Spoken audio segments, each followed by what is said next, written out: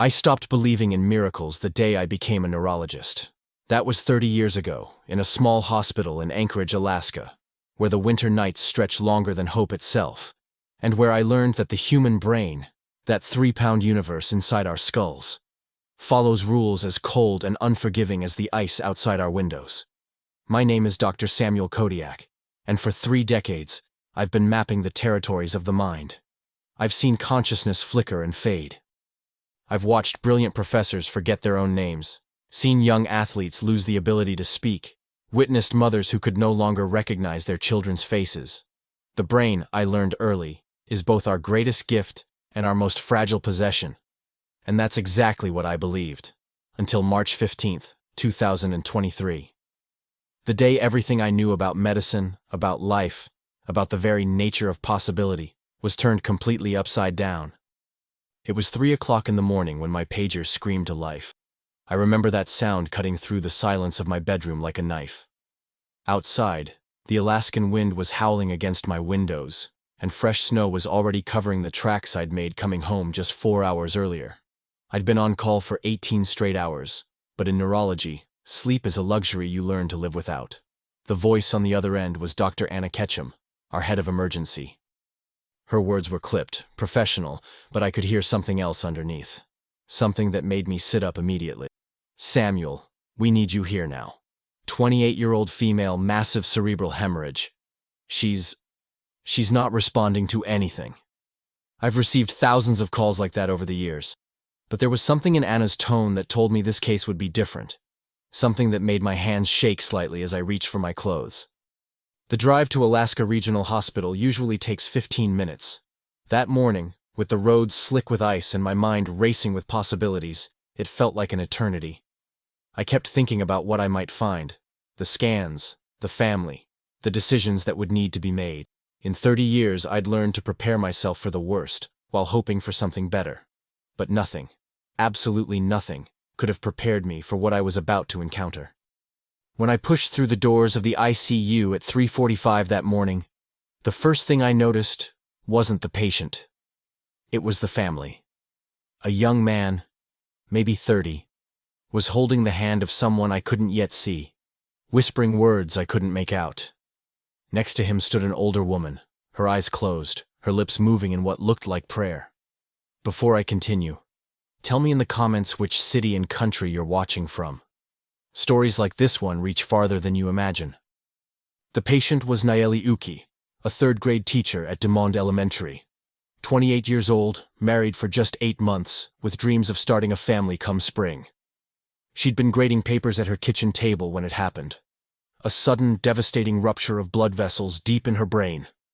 Her husband, Jonas, had found her collapsed on the floor 20 minutes later, still breathing, but completely unresponsive. The scans were waiting for me on the monitor, glowing like white ghosts against the black background of Nayeli's skull. I've looked at thousands of brain images over my career, but these stopped me cold. The hemorrhage was massive. Blood had flooded the areas responsible for consciousness, for motor control, for everything that makes us who we are.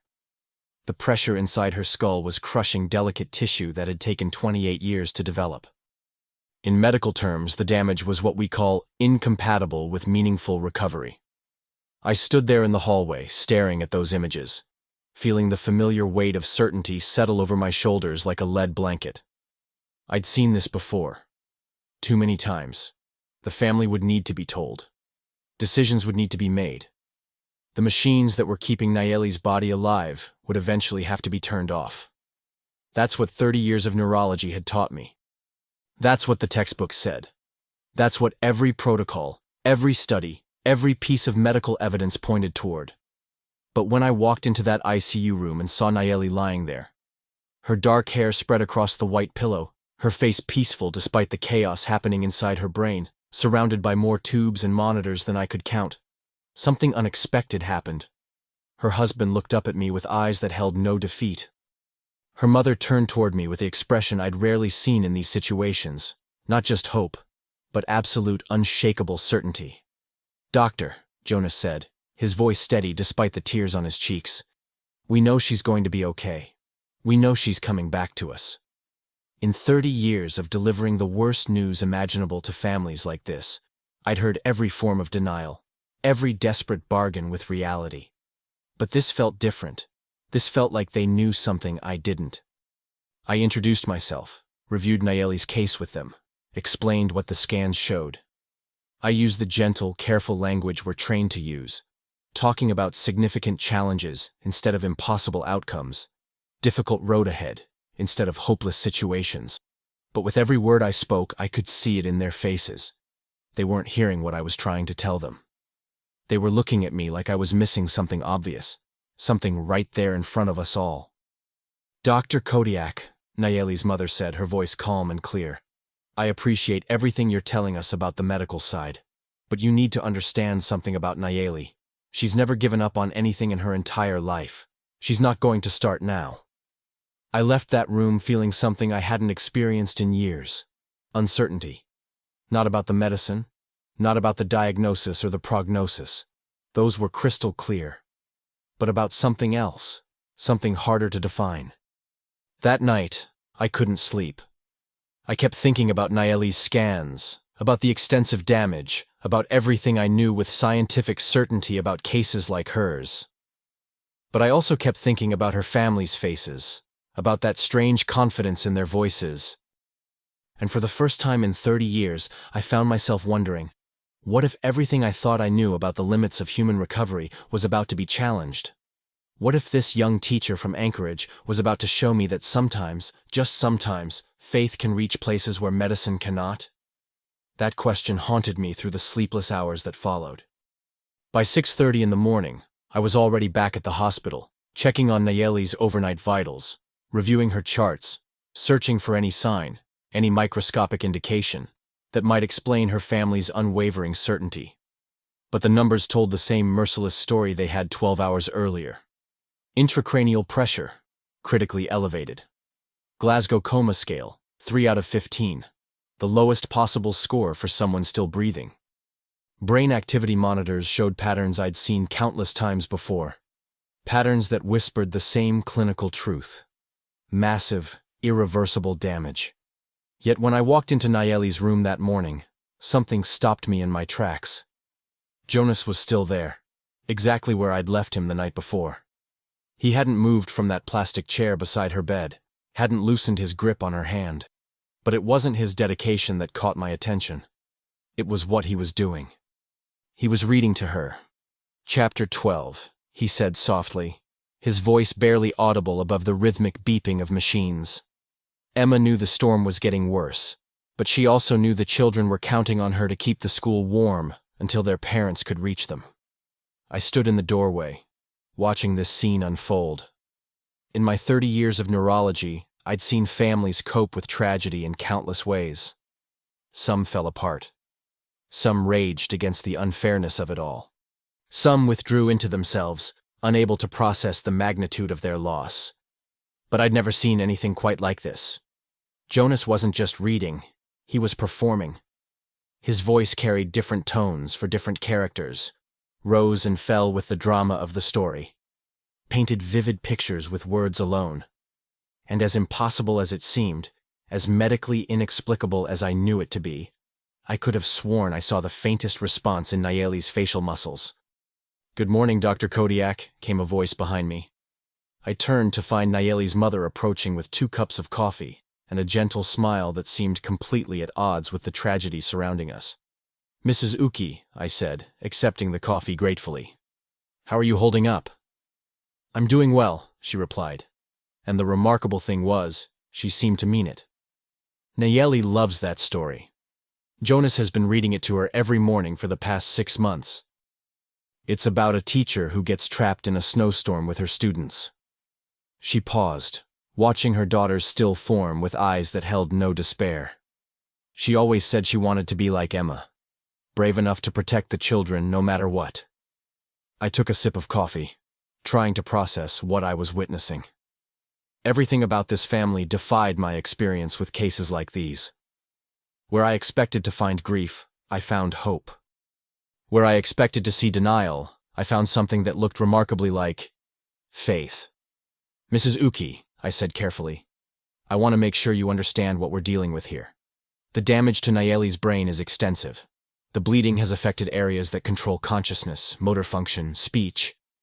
Doctor, she interrupted gently, can I tell you something about my daughter? I nodded, curious despite myself. When Nayeli was 7 years old, she fell through the ice on the lake behind our house. She was under that freezing water for almost 4 minutes before we could pull her out. Her lips were blue, her body was cold, and she wasn't breathing. Mrs. Uki's eyes never left her daughter's face as she spoke. The paramedics worked on her for 12 minutes. 12 minutes of CPR, of trying everything they could think of. They were about to give up when suddenly she opened her eyes and asked for her teddy bear. She turned to look at me directly. The doctors said it was impossible. Said that after that long without oxygen there should have been brain damage. But there wasn't. Not even a little. She went back to school the next week like nothing had happened. I felt something cold settle in my stomach that had nothing to do with the Alaskan morning. Medical anomalies happen? Yes. But the way she was telling this story, the absolute conviction in her voice, it sounded less like a lucky accident and more like a pattern. Mrs. Uki, I said slowly, are you telling me this has happened before? She smiled, an expression so peaceful it seemed to transform the entire room. Doctor, I'm telling you that some people are different. Some people don't follow the rules the rest of us have to follow. And Nayeli. She looked back at her daughter, unconscious and surrounded by machines. Nayeli has never followed anyone's rules but her own. I spent the next hour reviewing Nayeli's medical history, searching for any evidence of what her mother had described. And there it was, buried in childhood medical records I'd initially overlooked. Emergency room visit, age 7, near-drowning incident, full recovery with no neurological deficits.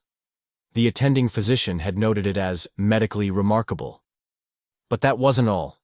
At age 16, severe car accident, multiple trauma. Doctors initially concerned about spinal cord injury. Full recovery within 6 weeks. At 22, pneumonia so severe she was placed on a ventilator for 5 days. Expected recovery time, several months. Actual recovery time, 2 weeks. And at 25, a skiing accident that should have resulted in a traumatic brain injury. Instead, she walked away with nothing more than a concussion that resolved itself in 3 days. I sat in my office, staring at these records, feeling something I hadn't experienced since my residency. Complete bewilderment. Each incident by itself could be explained away as good fortune, excellent medical care, or the resilience of youth. But taken together, they painted a picture that challenged everything I thought I knew about human physiology. It was 11:30 in the morning when Dr. Ketchum found me. Samuel, she said, settling into the chair across from my desk. I need to talk to you about the Uki case. What about it?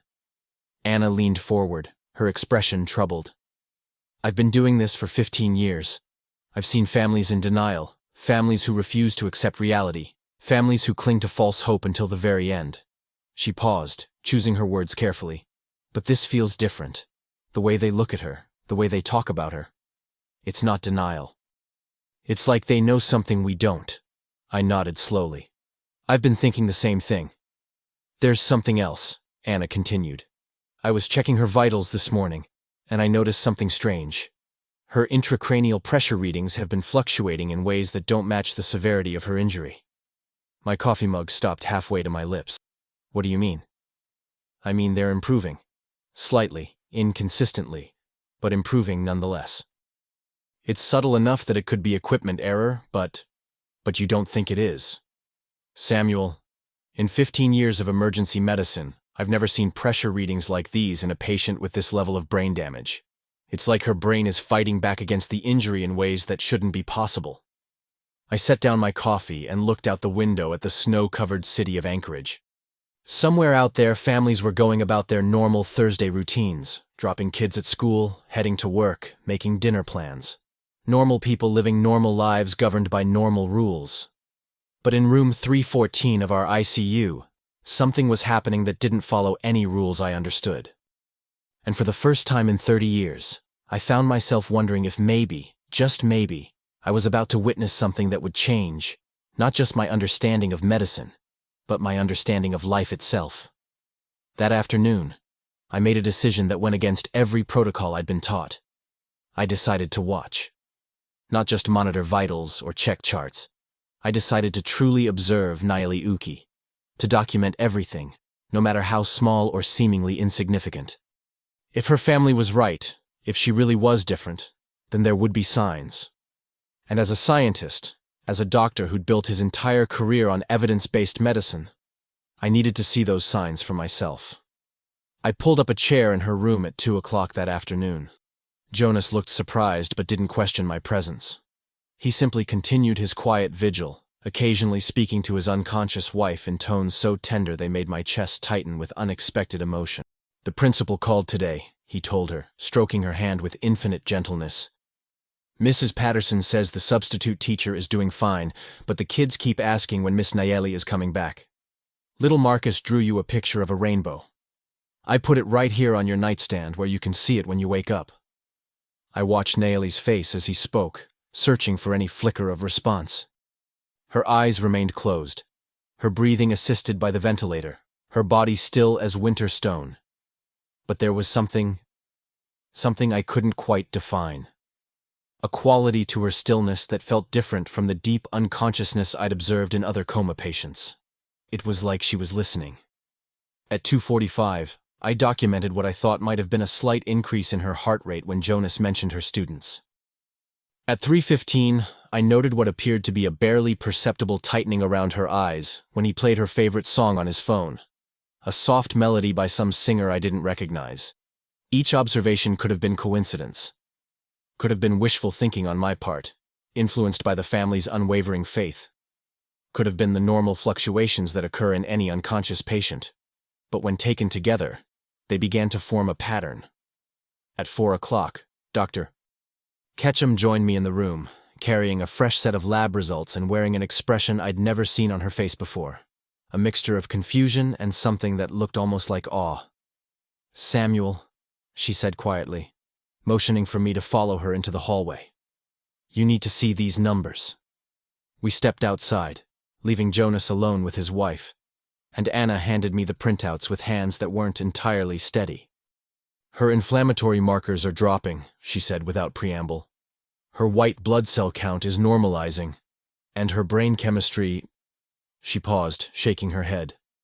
"Samuel, her brain chemistry is showing patterns I've never seen before." I scanned the results, my medical training automatically processing the data even as my mind struggled to accept what I was seeing. Everything Anna had said was true. The numbers showed a biological response that shouldn't have been possible given the extent of Nayeli's injuries. "There's more," Anna continued. "I ran the tests twice to make sure.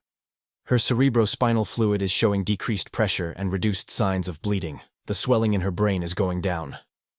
I looked up from the papers, meeting Anna's eyes.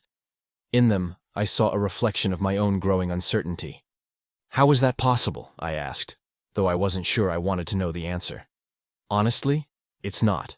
Or at least, it shouldn't be. According to everything we know about brain injuries of this magnitude, she should be getting worse, not better. But these numbers don't lie." We stood in the hospital hallway, two medical professionals with over 40 years of combined experience between us, staring at test results that challenged the very foundation of our understanding. "What do we do?" Anna asked finally. It was a question that went far beyond medical protocol. We were venturing into territory that our textbooks hadn't prepared us for, facing a situation that seemed to exist in the space between science and something else entirely. "We keep watching," I said finally. "We document everything, and we try to understand what we're witnessing." I returned to Nayeli's room to find that Jonas had been joined by his wife's mother and what appeared to be several other family members. They'd arranged themselves around her bed in a loose circle, and one of them, an elderly man with weathered hands and kind eyes, was speaking in what sounded like a native Alaskan language. Jonas noticed my expression and offered a gentle explanation. "That's Nayeli's grandfather, Thomas Uki. He's a traditional healer in our community. He's asking the spirits to help guide her back to us." I felt something twist in my stomach. As a man of science, I'd always been skeptical of traditional healing practices, viewing them as relics of a pre-medical age when people had no choice but to trust in superstition and hope. But as I watched Thomas place his gnarled hands gently on his granddaughter's forehead, as I heard the rhythmic cadence of his prayers mixing with the electronic beeping of modern medical equipment, I found myself wondering if maybe there were aspects of healing that my medical school education had never addressed. "Dr. Kodiak," Thomas said suddenly, switching to English and looking directly at me. "May I ask what you see when you look at my granddaughter?" It was an unexpected question, and I found myself fumbling for an answer. "I see a young woman who has suffered a severe brain injury," I said carefully. "Someone who is fighting against tremendous odds." Thomas nodded slowly, his eyes never leaving mine. "And what does your heart see?" The question caught me off guard. In 30 years of practicing medicine, no one had ever asked me what my heart saw. Doctors were trained to rely on evidence, on data, on objective analysis. Hearts were organs that pumped blood. They weren't supposed to have opinions about patient care. But as I looked at Nayeli lying there, surrounded by family who refused to give up hope, I realized that my heart was seeing something my medical training hadn't prepared me for. "My heart sees someone who refuses to follow the rules," I admitted quietly. Thomas smiled, and in that moment, something shifted in the room. The tension I'd been carrying in my shoulders for the past 2 days seemed to ease slightly. "Good," he said, "because the spirits don't follow your medical rules either. They follow laws that are older and deeper than anything you learned in school." At 6:30 that evening, as the Alaskan sun began its early descent toward the horizon, something happened that I still struggle to explain. I was checking Nayeli's pupil response with a small flashlight when I noticed it. The faintest flutter of her eyelids. Not the random muscle twitches that sometimes occur in unconscious patients, but something that looked almost intentional. "Jonas," I called softly, not wanting to build false hope, but unable to ignore what I'd observed. "Can you come here for a moment?" He approached the bed, his face filled with the careful optimism of someone who'd been disappointed too many times to allow himself complete hope. "Take her hand," I instructed. "Tell her you're here." Jonas grasped his wife's fingers gently. "Nayeli, sweetheart, it's me. I'm right here with you." And then it happened. So subtle that if I hadn't been watching closely, I would have missed it entirely. But there, unmistakable in its intentionality, was the slightest pressure of her fingers against his palm. Jonas gasped, his eyes filling with tears. "Did you see that? Did she just—" "I saw it," I said, my voice barely above a whisper. For the next 20 minutes, I ran every neurological test I could think of. I checked her reflexes, tested her responses to different stimuli, monitored her brain activity patterns. And slowly, impossibly, I began to document the first measurable signs that Nayeli Uki was beginning to fight her way back from a place that medical science said she should never be able to return from. The most remarkable thing wasn't just that she was showing signs of improvement. It was the speed at which those improvements were occurring. Changes that should have taken weeks or months were happening in hours.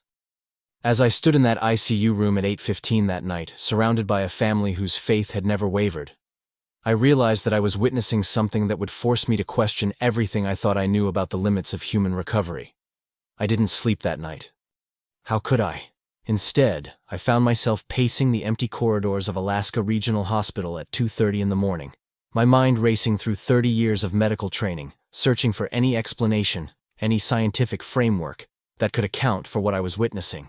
But every time I tried to rationalize Nayeli's improvements, I kept running into the same impossible wall. What was happening to her simply couldn't happen, not according to any medical literature I'd ever studied. Not according to any case study I'd ever reviewed. And yet, it was happening.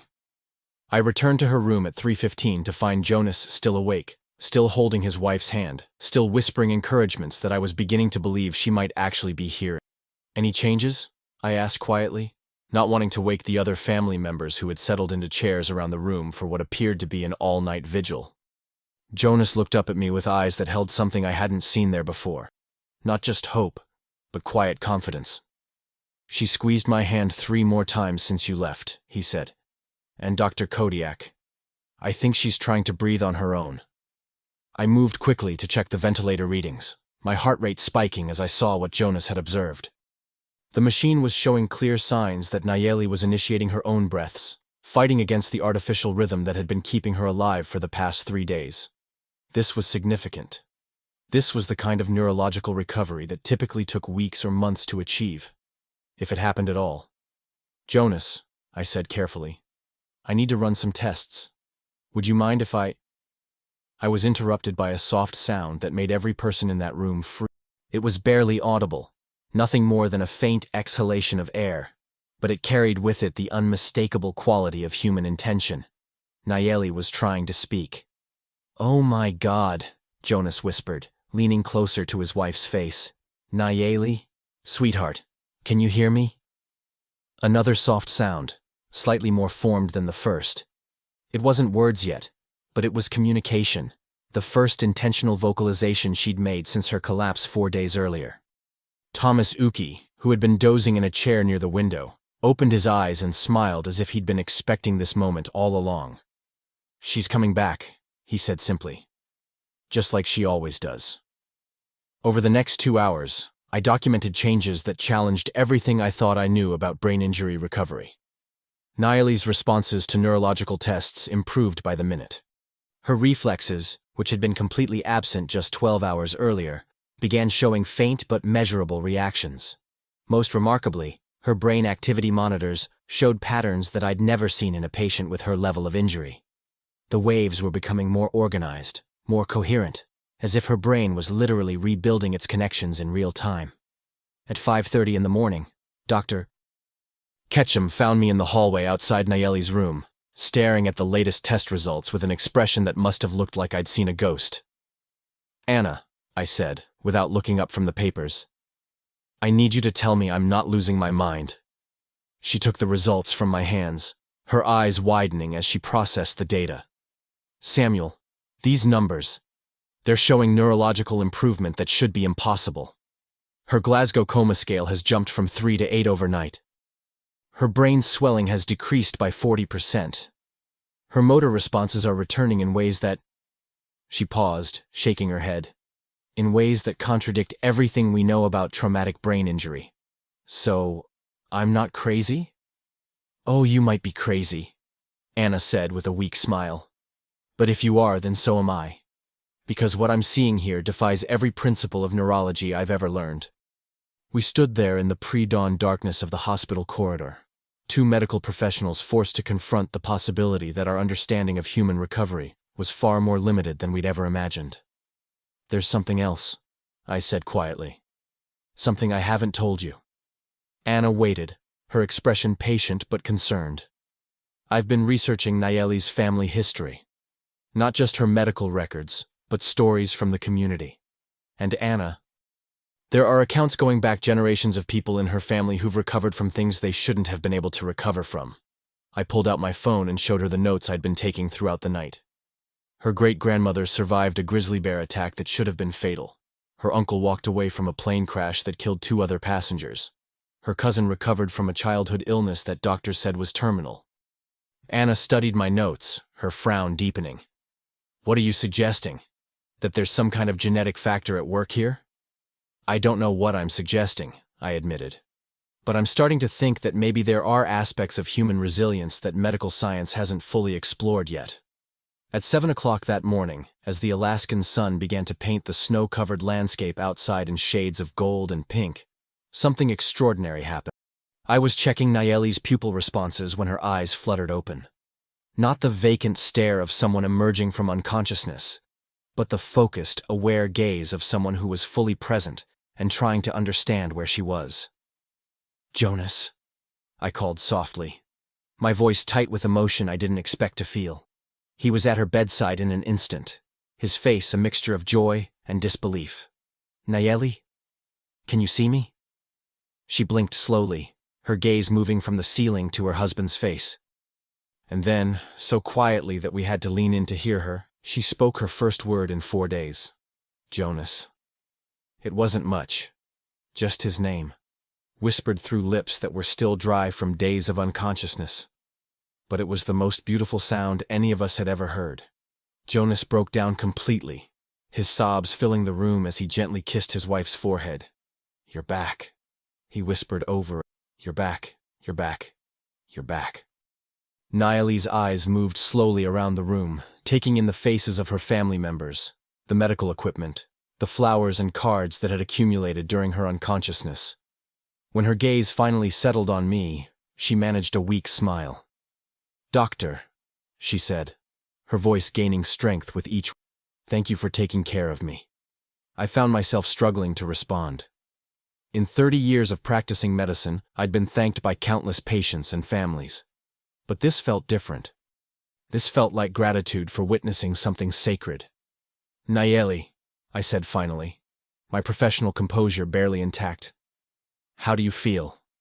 She was quiet for a moment, as if taking inventory of her body and mind. "Tired," she said, "but whole.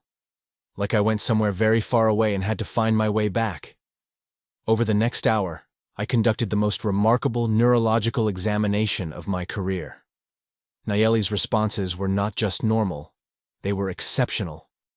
Her memory was intact, her motor functions were returning rapidly, and her cognitive abilities showed no signs of the deficits I would have expected after such a severe brain injury. It was as if the past 4 days of unconsciousness had never happened. As I stood in that hospital room, watching a young teacher from Anchorage defy every medical prediction I'd made, I realized that I was being forced to confront a truth that my scientific training had never prepared me for. Sometimes, the human spirit operates according to laws that have nothing to do with textbooks or test results. Sometimes, faith really can reach places that medicine cannot. And sometimes, just sometimes, miracles happen not in spite of science, but in partnership with something far greater than our understanding. Word of Nayeli's recovery spread through Alaska Regional Hospital like wildfire. By 9 o'clock that morning, I had colleagues from every department finding reasons to walk past her room. Nurses who had worked the ICU for decades were whispering in the hallways about the impossible case in 314. Even Dr. Margaret Sitka, our chief of medicine, a woman who had built her reputation on cold, clinical precision, appeared in my office with questions I couldn't answer. "Samuel," she said, settling into the chair across from my desk with the kind of careful composure that told me she was struggling to process what she'd heard. "I need you to walk me through exactly what happened with the Uki patient." I handed her Nayeli's file, watching her face change as she reviewed the progression of test results from the past 4 days. Her frown deepened with each page. "This doesn't make sense," she said finally. "Glasgow Coma Scale improvement from 3 to 15 in less than 72 hours? Complete resolution of brain swelling? Return of full neurological function after this level of hemorrhaging?" She looked up at me with eyes that held the same bewilderment I'd been carrying. "Samuel, in my 35 years of medicine, I've never seen recovery patterns like these. What aren't you telling me?" It was a fair question. "How do you explain to the chief of medicine that you've witnessed something that challenges the very foundation of everything you've both been trained to believe?" "Margaret," I said carefully, "I think we might need to accept that there are aspects of human recovery that our medical training didn't prepare us for." She stared at me for a long moment, as if trying to decide whether I'd lost my mind entirely. "You're talking about spontaneous recovery from severe brain trauma, Samuel. You're describing neurological regeneration that shouldn't be possible according to everything we know about the human brain." "I know how it sounds," I replied. "But I documented everything. Every test, every measurement, every observation. The evidence is all there." "Evidence of what, exactly?" I took a deep breath, knowing that what I was about to say would sound insane to a woman who had built her entire career on evidence-based medicine. Evidence that some people heal differently than others. Evidence that there might be factors in human recovery that we don't fully understand yet. Margaret was quiet for several minutes, reviewing Nayeli's files again with the methodical precision that had made her one of the most respected physicians in Alaska. "I want a full neurological workup," she said finally. "MRI, CT scans, every cognitive and motor function test we have available. If this recovery is as complete as you're suggesting, I need to see comprehensive proof." "Of course," I agreed. "But, Margaret, what if the tests confirm everything I've documented? What if her recovery really is this complete?" She looked at me with an expression I'd never seen on her face before. Not skepticism, but something closer to hope mixed with fear. Then, we'll be forced to reconsider some very fundamental assumptions about human physiology. By noon, word of Nayeli's case had reached beyond our hospital. Dr. James Tundra from the University of Alaska's Medical Research Department called to request permission to interview her. The Alaska Brain Injury Association wanted to send representatives to document her recovery. Even a journalist from the Anchorage Daily News had somehow heard about the miracle patient and was asking questions. But in the middle of all this professional attention, something far more important was happening in room 314. Nayeli was getting stronger by the hour. When I checked on her at 1:30 that afternoon, I found her sitting up in bed, talking animatedly with Jonas about her student's upcoming spring concert. Her voice was clear, her movements coordinated, her memory apparently completely intact. "Dr. Kodiak," she said when she saw me, her face lighting up with a smile that seemed to transform the entire room. "Jonas was just telling me that little Marcus drew me a picture. Could I see it?"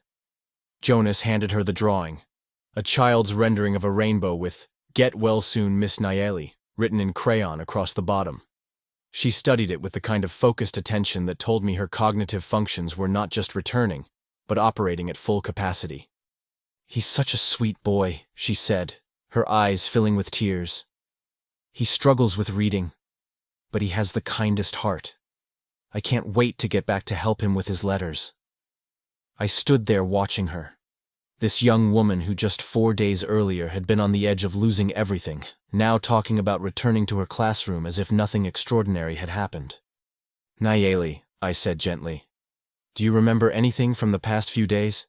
Anything from while you were unconscious?" She was quiet for a moment, her expression becoming thoughtful. "It's strange," she said finally. "I remember feeling like I was in a very dark place, but I could hear all of you. I could hear Jonas reading to me, hear my mother praying, hear my grandfather's voice calling me back." She looked directly at me with eyes that held wisdom I hadn't expected. "And I remember hearing your voice too, Doctor. You sounded so worried, like you thought I wasn't going to make it. But I knew I would. I've always known I would." "How could you know that?"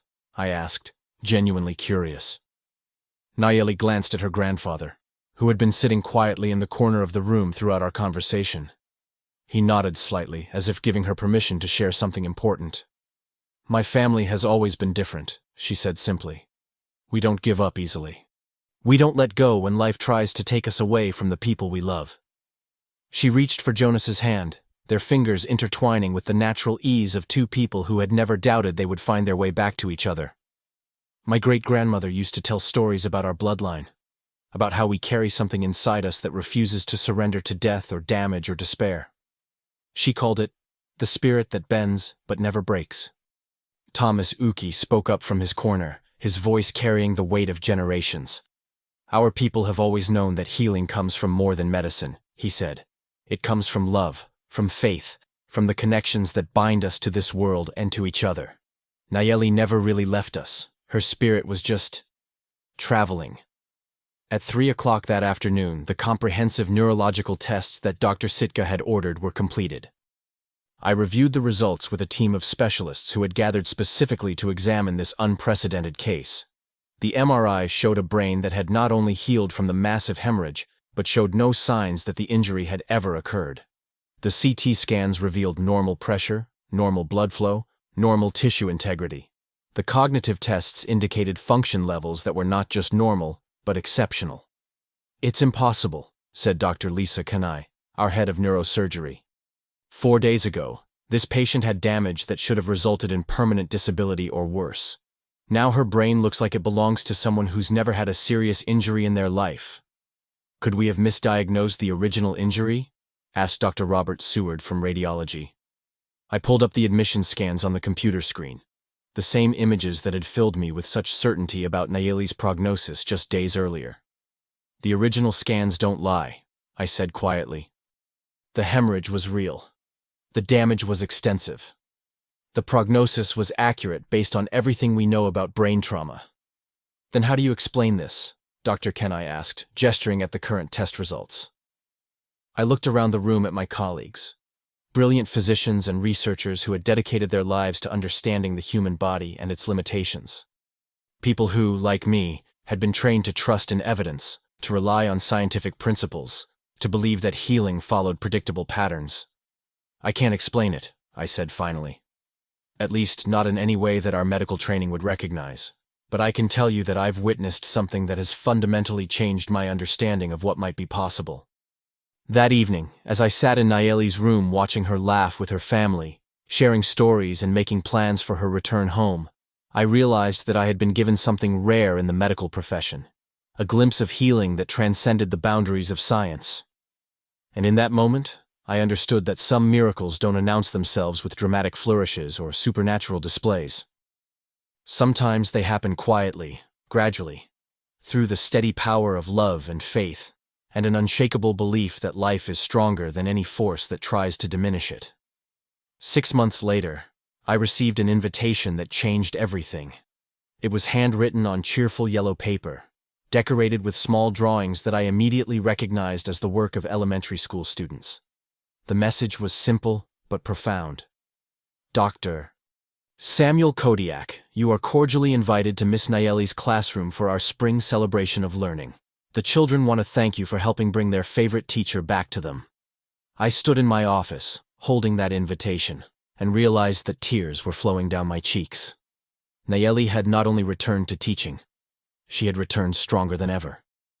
According to the reports I'd received, she had implemented new programs for struggling readers, started an after-school support group for children from difficult home situations, and had been nominated for Alaska Teacher of the Year. The young woman who was supposed to have suffered permanent brain damage was now changing lives every single day. On the afternoon of the celebration, I drove through the familiar streets of Anchorage to Diamond Elementary School. As I walked through the hallways lined with colorful student artwork and inspirational posters, I felt something I hadn't experienced since my own childhood. Pure, uncomplicated joy. Nayeli's classroom was transformed into a wonderland of learning displays, science experiments, and book reports. 26 third graders sat in a circle on a colorful carpet, their faces bright with excitement. And there, in the center of it all, was the woman who had taught me that healing extends far beyond the boundaries of medical science. "Children," Nayeli said, her voice carrying the same warmth I remembered from the hospital. "I want you to meet Dr. Kodiak. He's the doctor who took care of me when I was very sick." A forest of small hands shot into the air, followed by a chorus of questions. "Did you make Miss Nayeli better? Are you the smartest doctor in Alaska? Do you have a stethoscope?" I found myself laughing, really laughing, for the first time in months. "Well," I said, kneeling down to their level, "I think Miss Nayeli made herself better. I just watched it happen." After the celebration, Nayeli and I stepped outside into the crisp Alaskan afternoon. The sun was setting early, painting the sky in shades of pink and gold that reminded me of the morning she had first opened her eyes. "Dr. Kodiak," she said, "I never properly thanked you." "Nayeli, you don't need to thank me. I didn't—" "Yes, you do," she interrupted gently. "You didn't just monitor my medical condition. You witnessed my family's faith when it would have been easier to dismiss it. You documented something that challenged everything you believed. You became part of our miracle." We stood in comfortable silence for a moment, watching her students being picked up by their parents, listening to the sounds of laughter and everyday life continuing around us. "Can I tell you something?" she asked finally. I nodded. "When I was unconscious, I could feel your struggle. I could sense how hard it was for you to watch something that didn't fit into your understanding of medicine. But your willingness to stay open, to keep observing even when you couldn't explain what you were seeing, that was its own kind of healing." She paused, looking directly at me with those same wise eyes I remembered from the hospital. "You helped teach me that miracles aren't about choosing between science and faith. They're about finding the places where both exist together." As I drove home that evening, I reflected on how profoundly that week in March had changed not just my medical practice, but my entire approach to life. I still relied on evidence and data and scientific methodology, but now I also made room for mystery, for the possibility that healing could come from sources I might never fully understand. I started spending more time with patients' families, listening to their stories, honoring their beliefs even when they differed from my medical training. I began researching traditional healing practices from different cultures, not to replace modern medicine, but to understand how they might complement it. Most importantly, I learned to hold space for hope even in the darkest circumstances. Today, whenever a family tells me they believe their loved one will defy the odds, I remember that sometimes the human spirit operates according to laws that textbooks cannot define. I remember that love and faith and stubborn determination can reach places that medicine alone cannot touch. Some things belong not only to science, but to life and faith. And sometimes, the greatest healing happens not when we fight against mystery, but when we learn to dance with it. If this story touched you, subscribe and tell me where you're watching from. You're not alone in believing that miracles can happen when love refuses to give up hope.